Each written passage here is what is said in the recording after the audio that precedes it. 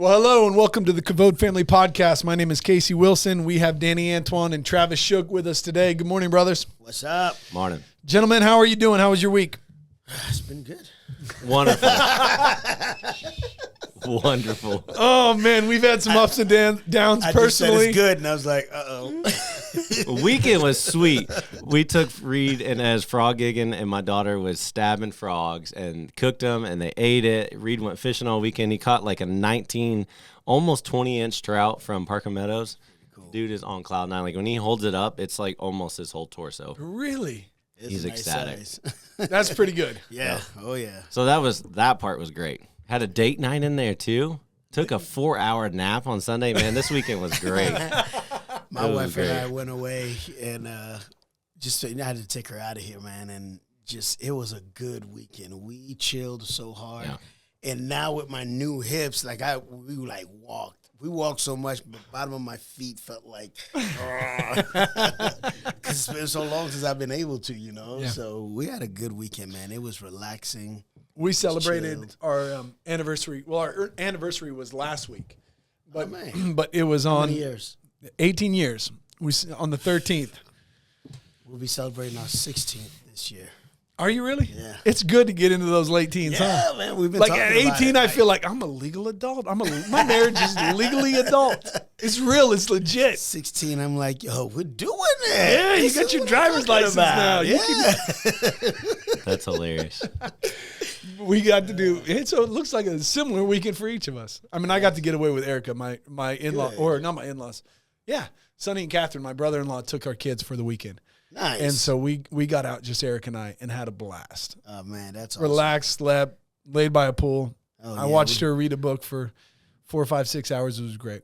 Yeah, we slept good. We ate good. We just relaxed, man. It was like we didn't make any plans. We just decided we're just going to go with the flow. I woke up early Saturday morning before everybody got up and got moving and read every single chapter of Shamgar. Did you? Did you? It took like... Wait a minute. Did he give the final manuscript on that? No, we've got like half of it. Did you really? Good for you. Look dope. at you. I thought you couldn't read. Where's my half?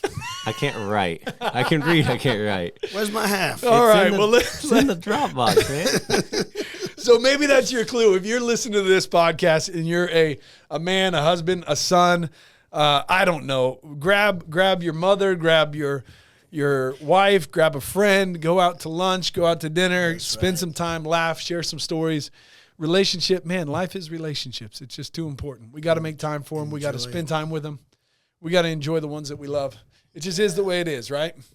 It happens in spurts. I have one of my daughters who's been going through so much lately, but here lately she's getting very attached, and so we've been talking every day, but you can see the fruit of the conversations now.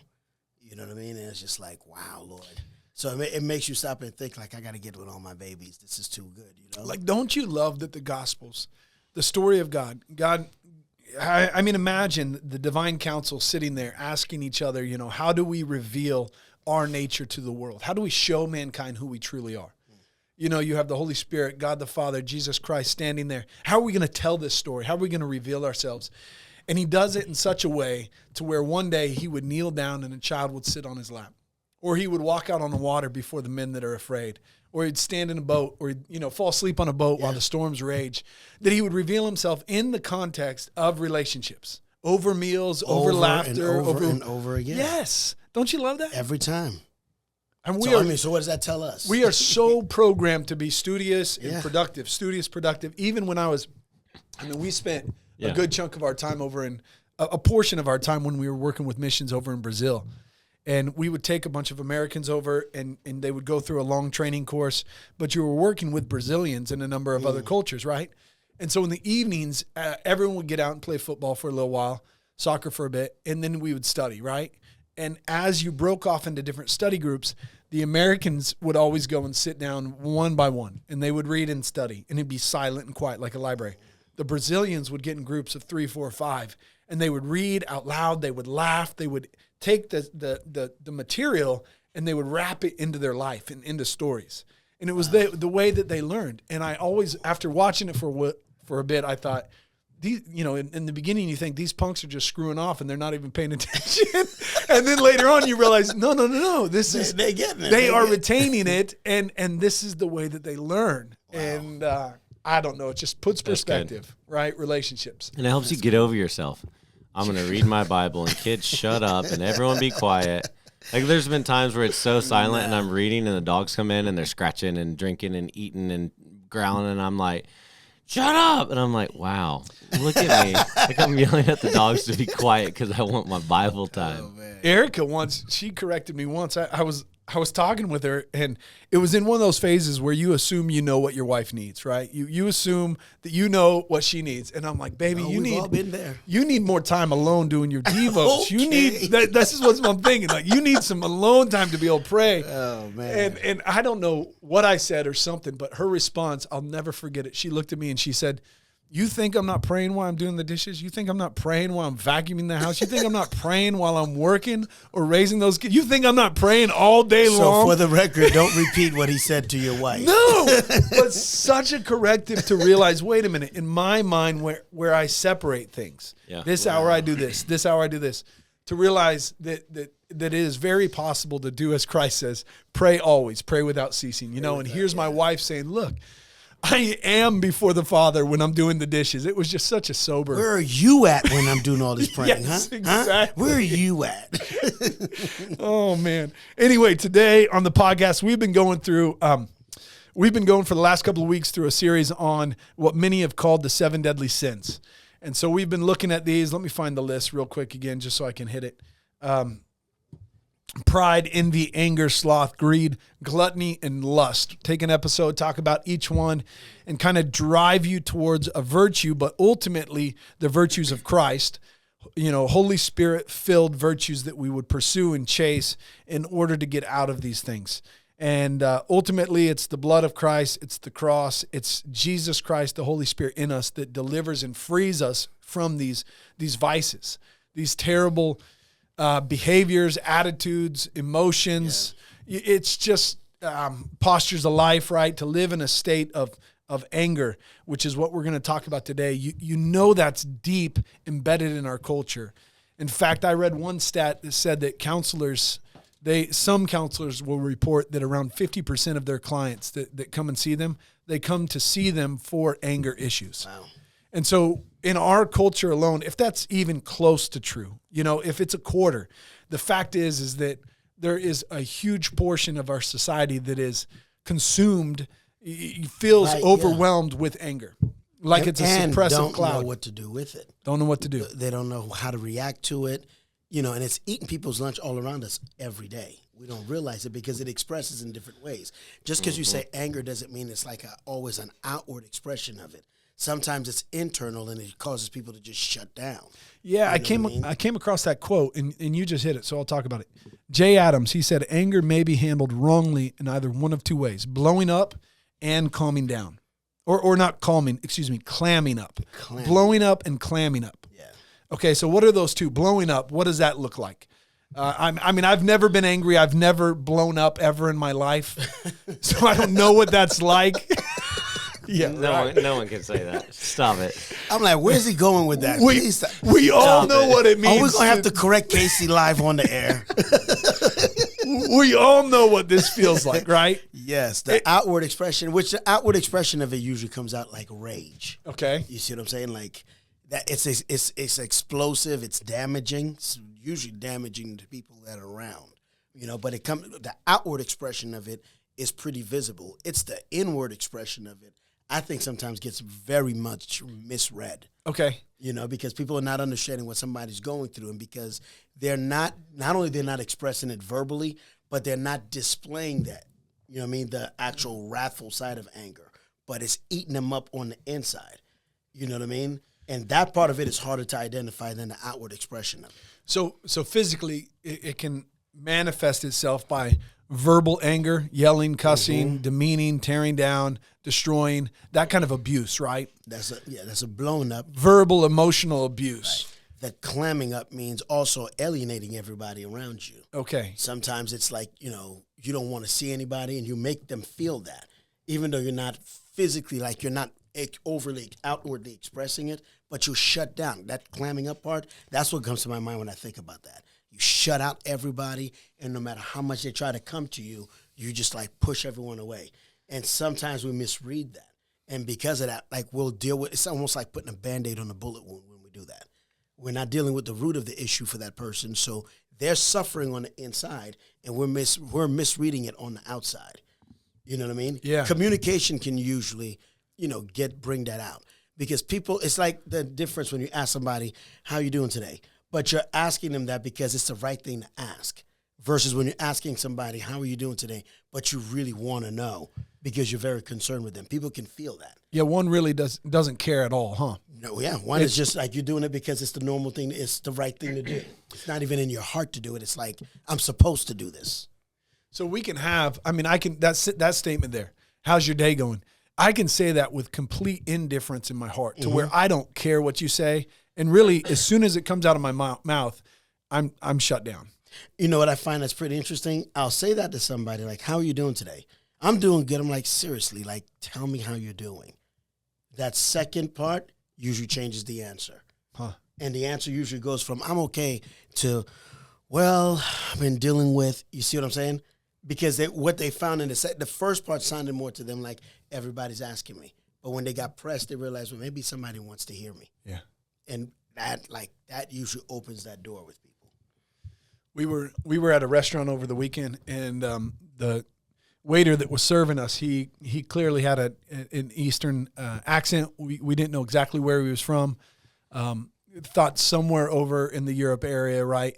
Well, ends up he was from Ukraine, and so he's sharing his story. As the meal goes on, you get closer and closer. Yeah. You start to socialize a little bit. It goes from hellos to, how's your day going, man? Tell me what's your name. Just to clarify, Casey, most people aren't like that, but continue. Well, you should be. Right? Seriously, though. Say hello to your waiter. Bring my food, go away. Yeah. Nah, man, this guy was, it was just, I wanted to know how he was doing. And so he ended up sharing that, when everything went on over in Ukraine with Russia, because clearly he had tension with Russia. He said, we had to leave, and I went to Poland, then I went to Spain, and then I ended up here in America, and now I live here. And so for the last 2 years, he's just been bouncing around, and he's finally settled, right? And so by the end of the meal, we said, look, after he shares that story, my wife, she looks at me and she goes, you are praying for him before we leave, right? So, of course, love. Good wife, right? I am now. That's just how that goes. But by the end of it, it was nice. We were able to turn to him and say, man, we love God. We believe in God. We trust in God. Can we pray for you for anything? You've been through some crazy stuff. And he starts digging in his shirt like this, and he pulls out a cross, and he says, I may not go to one of your churches, but I do believe in Jesus. And he starts sharing. And clearly a man that should rightfully be angry. This is the part that got me. We asked him, we said, how are your parents doing? And he said, well, they can't leave the country. And we go, why? And he goes, well, they worked for the government. And don't quote me on this. Look, I don't know this is just what he shared with me, right? And so he said they worked for the government. So if they try to lead, they'll be treated as traitors, and they'll be turned in, and they'll have to go work this job in regards to the war. And so they have to stay in the nation. They can't leave their post. And so he has to leave for his own safety. His parents have to stay for their own safety, right? And he's bounced from country to country to country. Here's a man that rightfully should be angry, and he's serving me dinner. He's literally serving my wife and I dinner, being gracious, kind, suppressing that rage, being gracious and kind and loving. And I would have to say that a lot of that had to do with his trust and faith in the Lord. I mean, that's what he shared with us. But also the fact that two people took the time to actually even acknowledge his presence. How many people did he serve that day? Totally didn't even think twice, besides saying, hi, here's my order. Yeah. It's like Travis said, go away and I'm eating my food. It's like, what are they, peasants now? Like, what are we doing, man? So that there's a dance with this though, because like we're getting into, you can be righteously angry if God is the bridle and do not sin. But also you need to there's also an element of get over yourself, right? So this guy could have been frustrated, could have been angry for sure, but he chose happiness. He chose Christ. I'm reaching here because I don't know the guy fully. Correct. But the idea of Paul says to be content in all things. We start to read and understand that, like, God is enough, right? He is the price. He is enough. Job lost everything. Yeah. And he questioned God and sat with God and prayed and did all that. But, like, the idea is, like, the circumstances here don't matter. They shouldn't. It's just him. So whatever hand you're dealt, whatever it looks like I had a friend in high school who came from Zimbabwe. I don't know. He had a massive, massive farm. He was a professional hunter, guided people, and the revolt and everything. They literally came, he said, in the middle of the night with rifles and said, you have to leave now. They lost everything and came here. And the man has worked so hard, got a new life for his family. He's now finally, he's been here, I'm reaching here, maybe 15 years, and now he's back working with a local zoo with cheetahs and stuff that he used to do, but he's been mowing lawns and doing stuff here since then, but has always been polite, always been loving, always been considerate, always caring. So the point is like, get over yourself. Wow. God is enough. And that's an easy thing to say, but like that is what it is, you know? It's true. It's true. Get over yourself. The Bible says, be angry, but don't sin. In today's culture where passivity basically reigns, it's easy to always misunderstand anger as a bad thing. The reason why I believe the Bible says be angry but don't sin is because there's a righteousness that can be found in anger, and anger itself is not the issue. It's the result. It's the crazy behavior that comes out of that. That's why one of the first fruits of the Spirit is what? Self-control. I believe self-control and that calmness, that peace of God, is what is a right, that should be paired up with anger. So let's go down this road. You're saying that there's a form of anger that is godly and correct. It's a good anger. There's a form of an anger that would cause me to really take a bullet for somebody. Do you see what I'm saying? That would cause me to be so angry that I don't want to let this person kill this other person. Okay. You see what I'm saying? And this is an extreme, obviously, but I'm just painting that picture for us to realize anger is not always a bad thing. Anger can be a motivator. You know what I mean? Okay. You can be so angry at a situation that it motivates you to stop sitting around and go do something about it. Don't just be angry. Use that anger to go do something. But it does have there's an element of self-control that's got to be there. Because if you can't control yourself, what happens with that anger then? And how many around you? I'm going to use your cheat sheet, and then we can beat it up. So Psalm 7:11, God is a righteous judge, a God who feels indignation every day. Every day. Mark 3:5, and he looked around at them with anger, grieved at the hardness of their heart. With anger and still grieved at something. Ephesians 4:26, be angry and do not sin. This one's a little bit longer.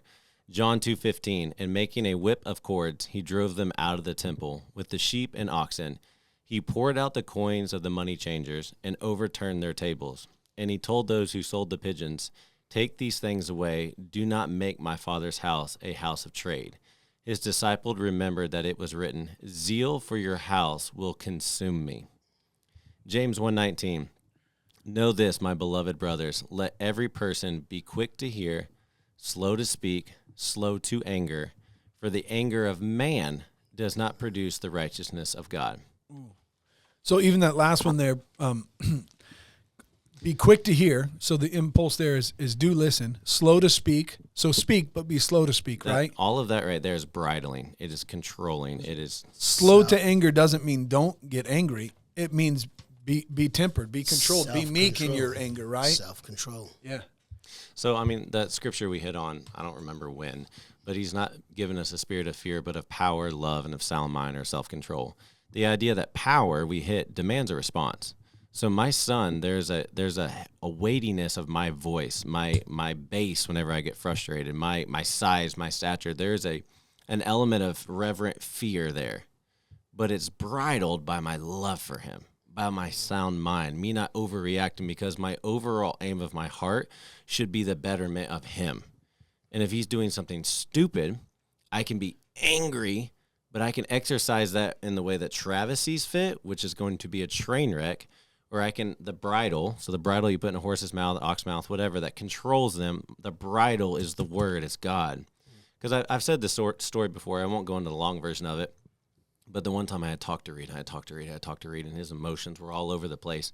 He's building this dumb little birdhouse from Lowe's with popsicle sticks, and I flattened it and threw it down the hall. And you've shared that story. Yeah, he looked at me, and I was like, "Crap, I messed up." And God's like, "Why'd you mess up?" Like while Reed's looking at me with these big eyes, like, "What's Dad about to do?" I feel like I messed up, and God's like, "How'd you mess up?" I was like, "I'm angry." He's like, "Are you in control?" And I was like, "Well, yeah." He said, "Well, then teach him. What are you doing? You have his ears, you have his eyes right now. Like, your power and frustration, your size has demanded a response. Now show him what to do with it." So then I immediately talked to him. I was like, "Dude, come on." I said, "I didn't buy this for you. Grandma did. I'm going to buy you another one because I didn't buy it. But, like, what are you doing? Like, this is good. Work through this. Learn. Da, da, da, da, da." And he was like, "Okay." So in that little book that we've been pointing people to, Killjoys, it's a free download. You can download it from Desiring God. There's a chapter in there written by Jonathan Parnell. He's the one that wrote the chapter on anger. He says that anger reveals the object of your love, basically. The type of anger you have will reveal whether this is a self-motivated love or if this is a righteous love. Whether this anger that I have, if it's coming from a place that is right and good, or if this anger that I have inconvenience me. Yes, Yep. It's about me and it's frustration. and self. Yeah. But he ties it connected to the word love, and he says it will show you what you love. Mm-hmm. So, I mean, in many ways, that's very true, right? Like, so if I'm getting angry, I even saw in another blog that I was reading, it talks about two different types of love that are in the Greek in the Bible, and one of them is a type of love. I'm trying to find it again. A type of love that is kind of shaky. Oh, one of them is a type of anger that's tied to the Greek word, which is connected to agitated or boiling. So you're saying in the Bible, there's two ways of expressing anger. Yeah, I didn't get to look at it. So there might be 3 or 4, okay, but there's at least 2. One of them is more consistent. One of them's passion and energy.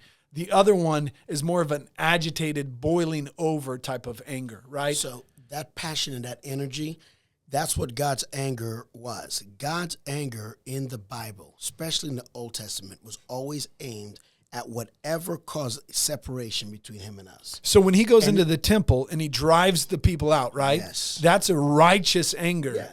Okay. Anything that interfered with his love for us, God's anger was aimed at it. So when you go to Jonah, okay, Jonah is a figure that's irritated, he's agitated, he's boiling over. In many ways, he's clamming up, right? He's refusing to do what God has counseled him and called him to do, right? So he runs and hides. He doesn't want to go to Nineveh. He doesn't want to face his enemy who God is pouring love and grace out towards, to the point that at the end of his life that he's still angry, even angry at this plant, right? Just vexed and angry.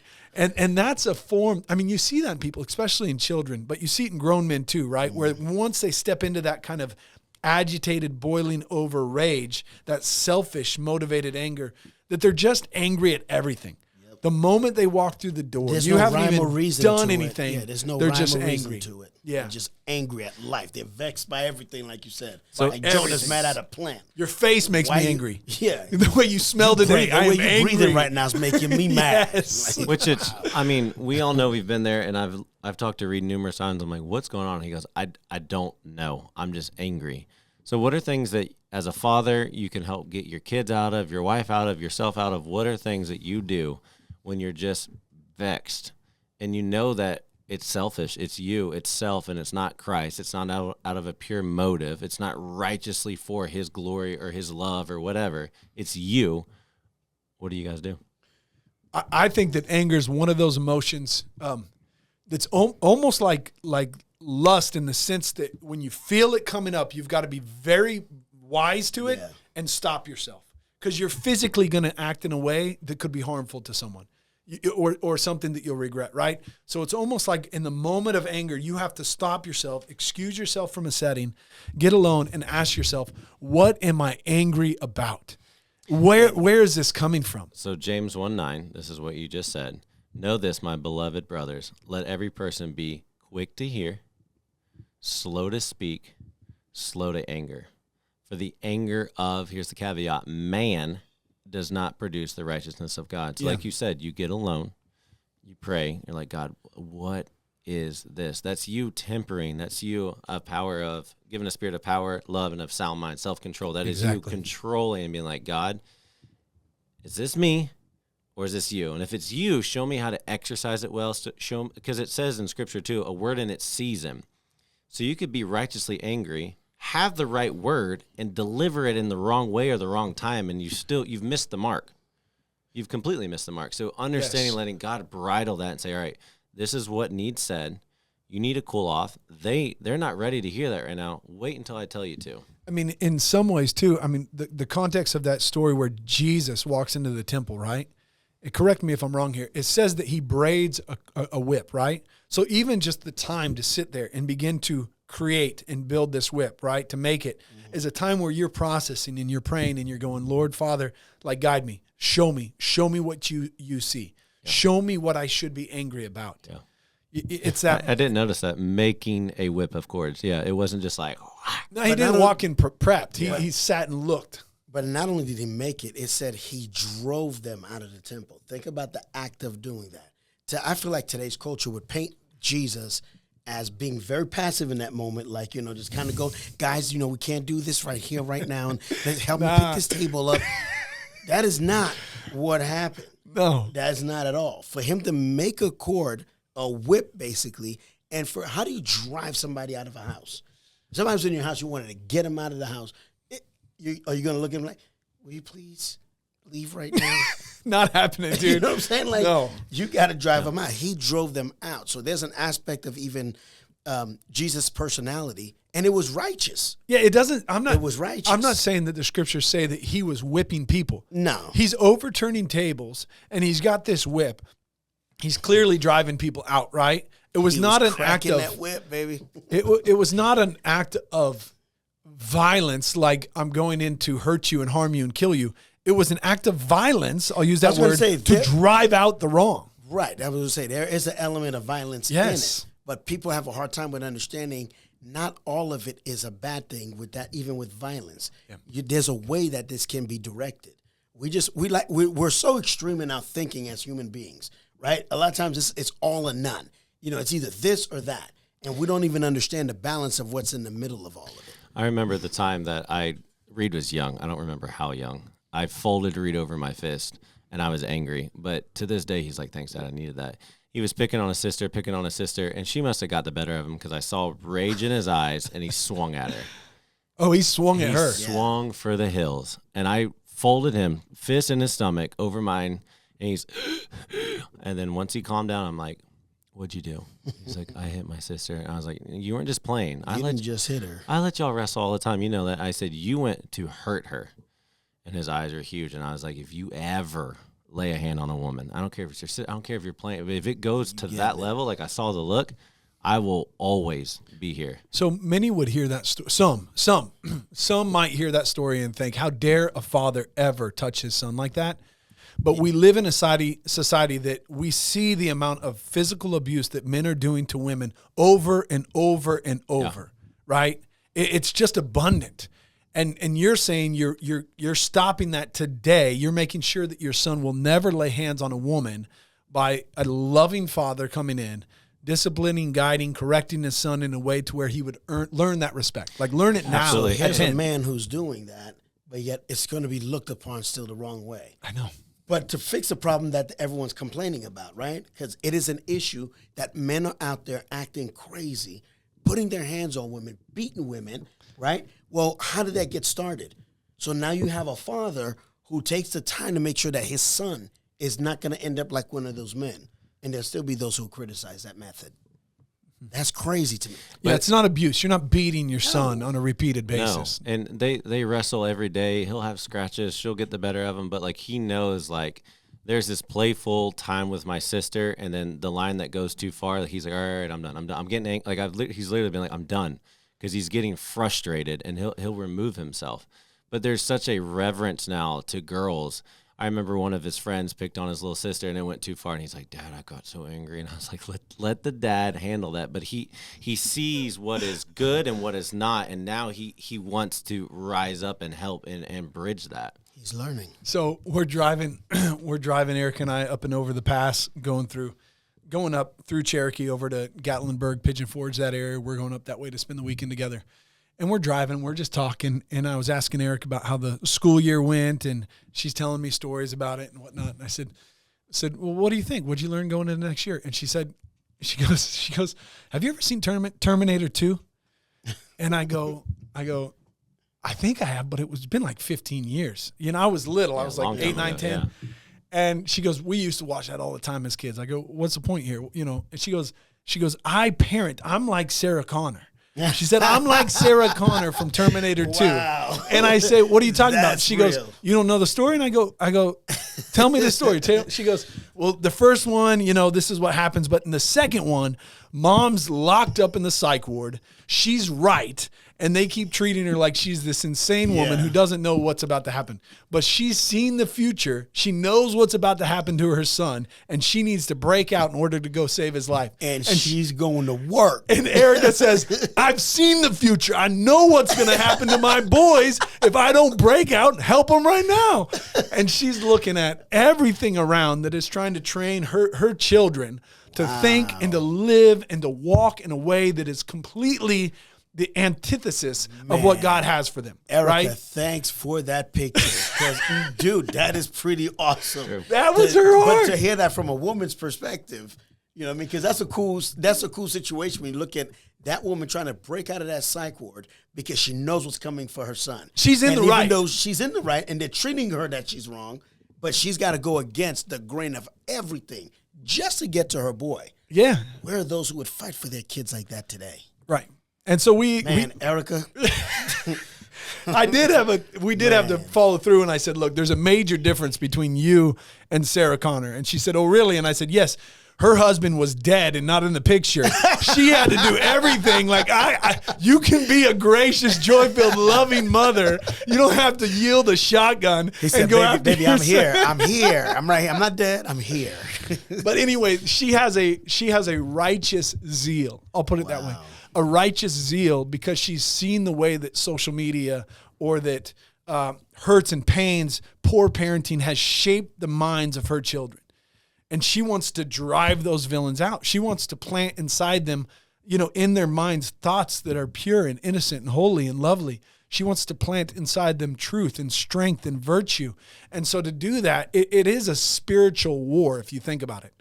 When a mother steps in, and a father, a mother, a grandparent, when you step in and begin to shape and mold the heart or the mind of a young person, that is a spiritual war that is taking place. And you are driving out darkness. It's an ongoing thing, too. Yeah, it's not something that happens in just one setting. Reps and that's, I think people get weary a lot, especially today. People get very weary and they just back off instead of realizing, no, you got to stay the course, man. I know it's discouraging. I know it feels like you're not getting anywhere. However, you got to fight for that person. And that looks like an ongoing thing. It doesn't look like, I'm going to try, and if it doesn't work today, forget it. No. That's not what that is at all. No. Oh, all right. Well, let's bring some closure to this. For those out there that might be, not for those out there, let's just shoot straight. There's many of us that have struggled with anger or felt it overwhelmingly in our lives at different times. What would you say to the men, to the women? Because this is not just a male thing. This is also women, right? Women can live in a state of anger, frustrated at their husband's, maybe his passivity, maybe his sin. I've seen men that would literally get off work, come home from work, grab the bottle of Jack, mix it with Coke, sit down, and spend their day just alone, isolated, angry, sitting there while the whole family runs around. On an island. You know, the fruit of the Spirit is where it's going to be at for you guys, like for all of us as men. One of the fruits of the Spirit is self-control.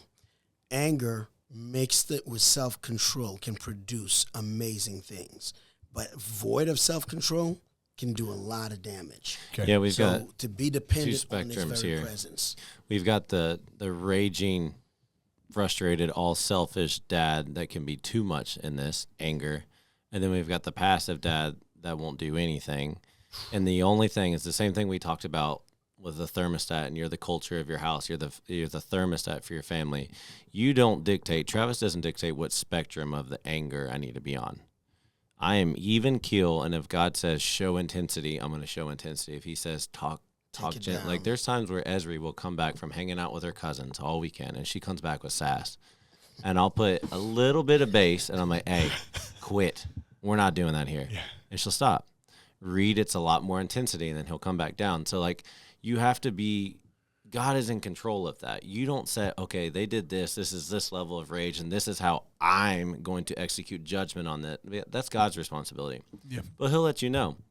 There's been times I've went into the room to spank Reed, discipline Reed, and he's like, hug him right now. And I'm like, what? I'm being soft. And he said before, he's like, Dad, you're being soft. And I'm like, no. I said, because God desires mercy. Like that is more important than the wrath, than judgment. And so he was like, oh, dang, you just threw scripture at me.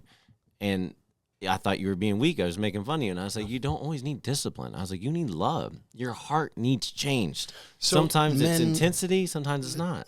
Men gotta have balance. I'm gonna tell a quick story. A little boy, and when you watch this, you're gonna know exactly who I'm talking to right now.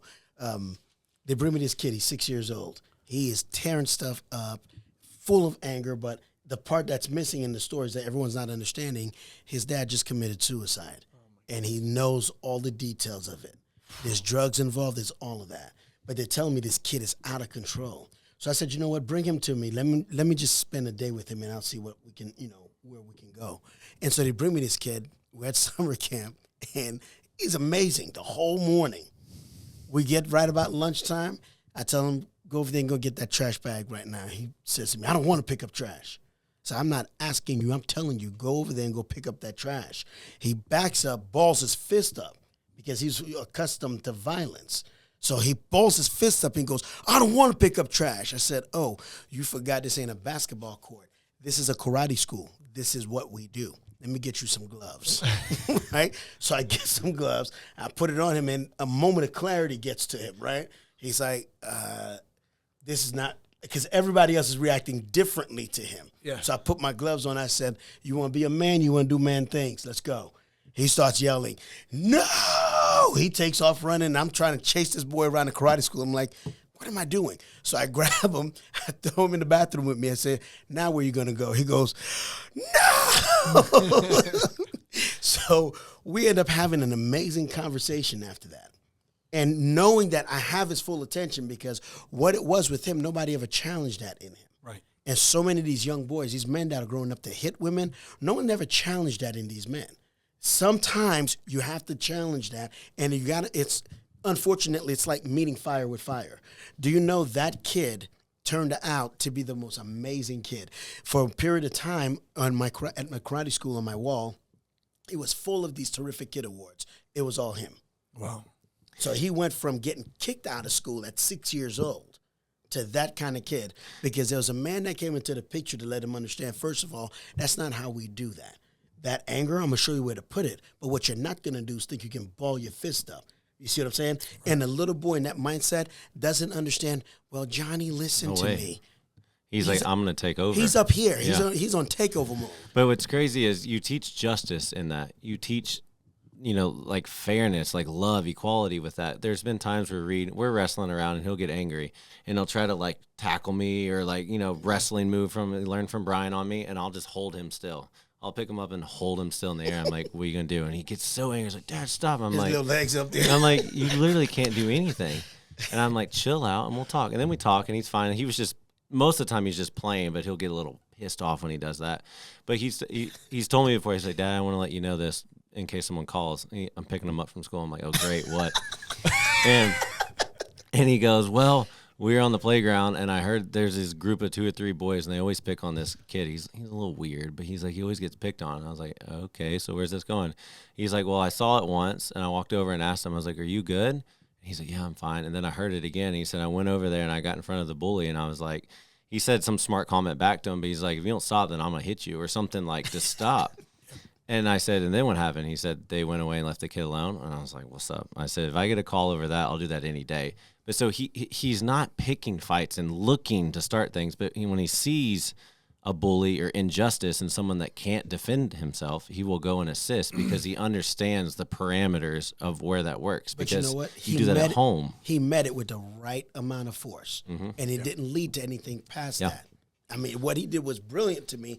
But today, what are they going to say about that? Oh, for sure. Absolutely. You know what I mean?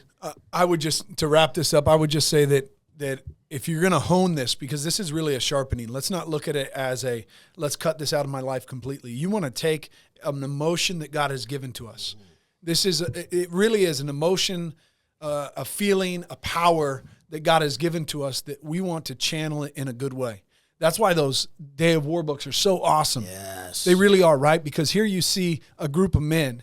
I love that story in the first book of Benaiah. And in the beginning, he just climbs out of the pit with the lion and he meets the covering. The covering's there with him. He's weak. He's exhausted. He's beat down. He's bloody. He's just been in a brawl with a lion, right? And now he's got to go and he comes upon this camp. And the covering is going to come upon him and fill him with a strength and a rage and fire to go fight, right? Yeah. And so in life, we want to find that thing that causes us to do right in the land. We really do. But what is that one thing? You just said it. It was the covering, which is the very presence of God. Right. That's what we need. And so I would say this is a matter of the object of my love. I mean, ultimately, love is one of those things that sums up so many other emotions. It drives so much. Why am I willing to do certain things for Erica and for my children that I would never do for others? It comes down to love. I mean, it just does. There's an affection for her, an affection for my children that is just different than every other. It's a different degree of it. It's an unconditional form of it, right? And so if we can grasp that with God and we can ask him, God, what do you love? What do you want to see happen in this situation? What is your character? What is it that you've bled for in this situation?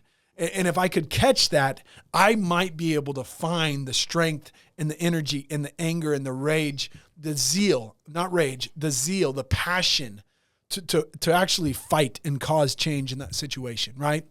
And so that's what I would say. It may be the very thing that causes you to speak up at work. It may be the very thing that causes you to run for office in town or to change your profession or to quit your job because you're sick of doing the thing that you know displeases God. It might be the very thing that causes you to cut your own arm off because it's causing you to sin.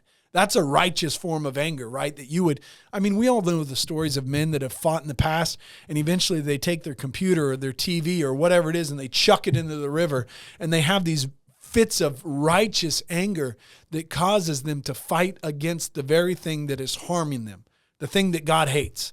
And they bond together. It's like unite the clans. They unite together with God's will and his purpose for their life.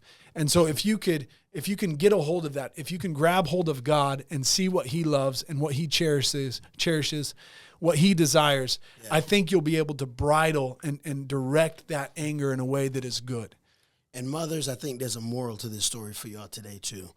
Each one of you tonight need to go watch Terminator 2. And get that in your spirit. I don't know. Don't watch it. We did watch it. It's filled with some foul language and some other stuff. And it's just, I can't say it's the greatest of movies, but man. I'm sorry. Erica, you on point on that one. Good job. Moral of the story, ladies. Work it out. Anyway, this is the KAVOD Family Podcast. If you've enjoyed this, please send it to a friend, like, share. If you enjoy some of the content that we're creating, please, please, please subscribe, maybe even log in and make a $10, $5, $10, $20 donation.